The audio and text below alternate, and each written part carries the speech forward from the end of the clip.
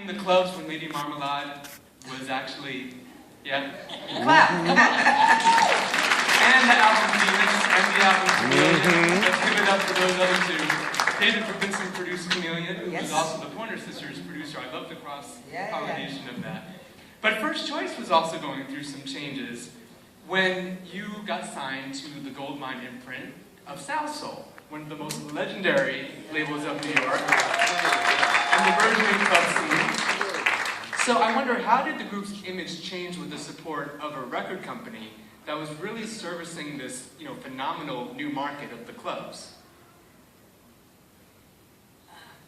Let me see. There's Delusions, by the way, which was the debut for Goldmine. Yeah. At that time, we had matured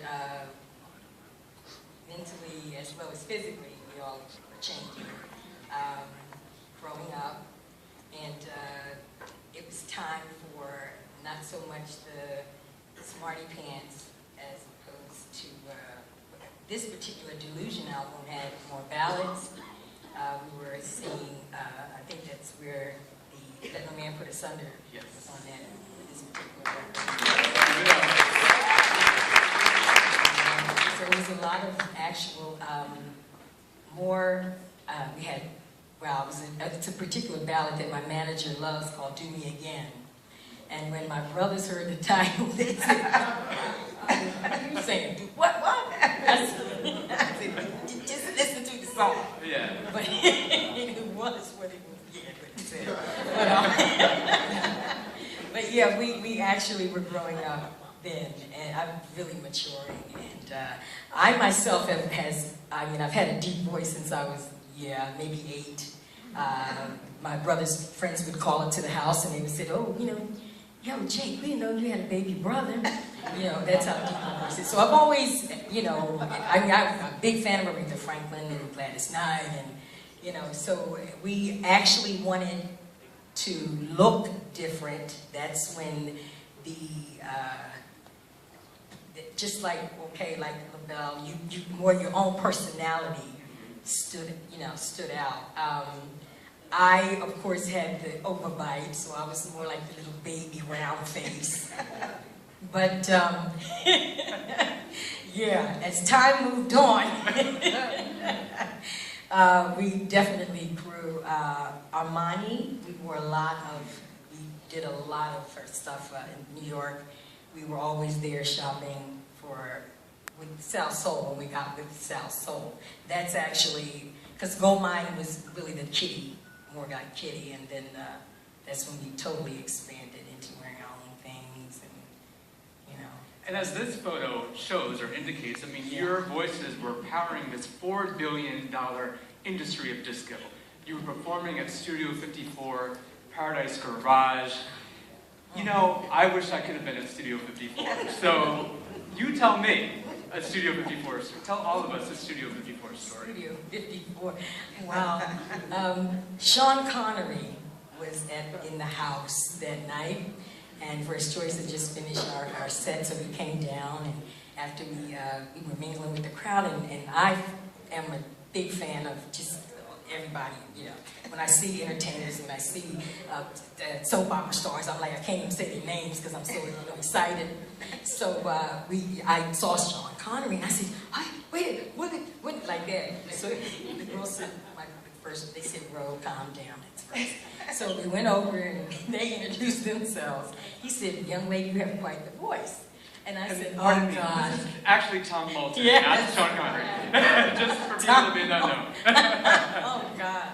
Yeah, so we introduced ourselves to him, and as we were talking to him, we looked at a lot of commotion going on at the front door, and we all turned around. Frankie Crocker came in on a white horse, which was Hold Your Horses album was out at that time. Your album, which I love, yes. Yeah, that Tom Moulton produced. And he came in on the white horse, and he actually wanted us to, he was pulling, Annette got up on it. Debbie got up on it. He said, come on, Russ. I said, no. Sorry, Tom. Sorry, love you. Tom, we love you with all your horses and all that, but frankly, no, I don't think so. No. But that was the most wonderful thing that any DJ, I could not, he was just one of a kind. He played every single song by First. Matter of fact, Love and Happiness, of course, done by Al Green. Philadelphia played it maybe just a little, but New York, we would go in the tunnel, Dr. Love, you come out the tunnel, it's not over. You know, you go further into New York, double cross. I mean, you know what I'm saying? And I can cheer, I'm tearing up now, but it was just a wonderful time. I'm very humble about my career and what it has done. I just can't say enough about it. And New York, actually, we actually started here first. We were born and raised in Philly, but New York played those songs, and they're still playing them to this day like they're brand new. And thank you so much. Thank you so much. Because it ain't over. Always got a plug. Now, Miss Ruth, in 1978, if I were to go into a record shop, I'd see this album called Energy. And I'd see that it's by the Pointer Sisters. But I wouldn't see Bonnie, and I wouldn't see any 40s gowns. So tell us, how did you go about reestablishing the group after Bonnie moved? Wow, it was a lot going on. All of these ladies have talked about how being in a group, things just change when you're growing up and in it, and you decide to have families, and you're making all kinds of decisions for your life, and things just change. And it was happening to us too. And my sister Bonnie decided she wanted to do a solo career. And we didn't like her.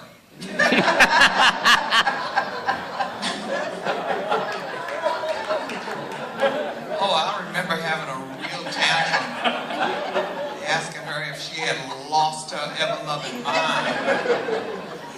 But, and I was pregnant with my third child, and Anita and I actually went back to my mom's house in Northern California, and we were really struggling and needing work real bad, and Christmas was coming.